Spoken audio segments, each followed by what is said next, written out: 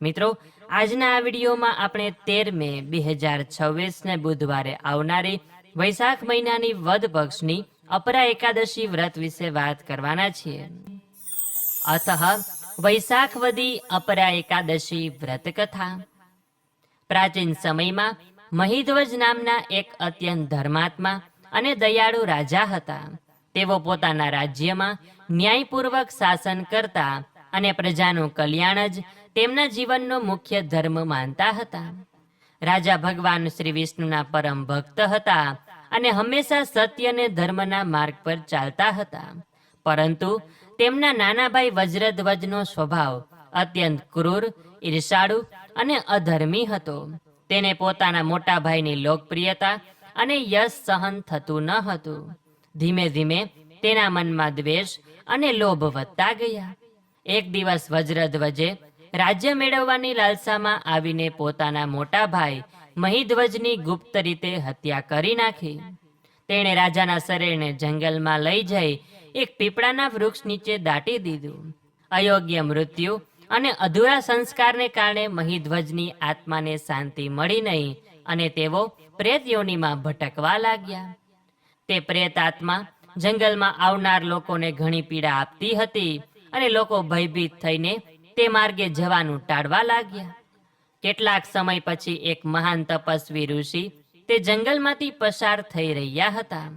પોતાના દિવ્ય જ્ઞાનથી તેમણે જાણ્યું કે આ પ્રેત આત્મા કોઈ સામાન્ય આત્મા નથી, પરંતુ એક ધર્માત્મા રાજાની છે કે જેને અયોગ્ય રીતે મૃત્યુ મળ્યું છે. એટલે ઋષિને રાજા પર દયા આવી. તેમણે યોગ બળથી સમગ્ર ઘટના જાણી અને તે આત્માને મુક્ત કરવાનો સંકલ્પ કર્યો.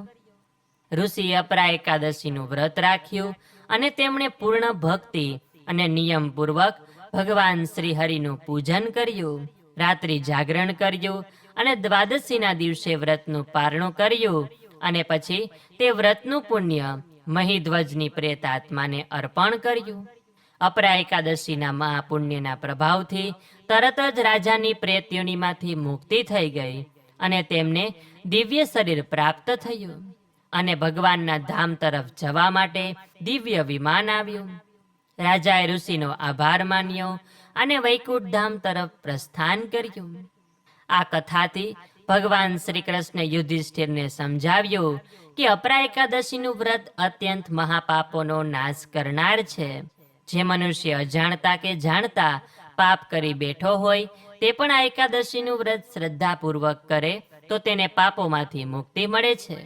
બ્રહ્મ હત્યા, ખોટું બોલવું, નિંદા કરવી, અન્યાય કરવો વગેરે જેવા પાપો પણ આ વ્રતના પ્રભાવથી નષ્ટ થાય છે.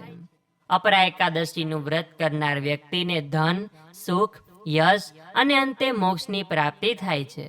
આ દિવસે ઉપવાસ રાખવો, ભગવાન વિષ્ણુનું પૂજન કરવું, ગરીબોને દાન કરવું, વિષ્ણુ સહસ્ત્રનામ અથવા ભગવદ્ ગીતાનો પાઠ કરવો અને રાત્રે ભજન કીર્તન કરવું અત્યંત શુભ માનવામાં આવે છે.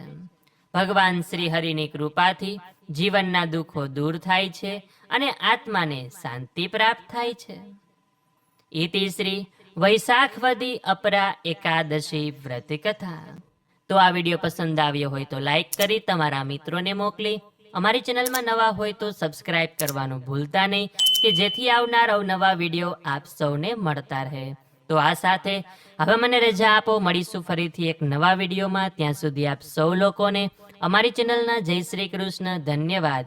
મારી સાથે જોડાઈ રહેવા બદલ, મારી સાથે એકાદશીનો સત્સંગ કરવા બદલ આપ સૌ લોકોનો ખૂબ ખૂબ આભાર.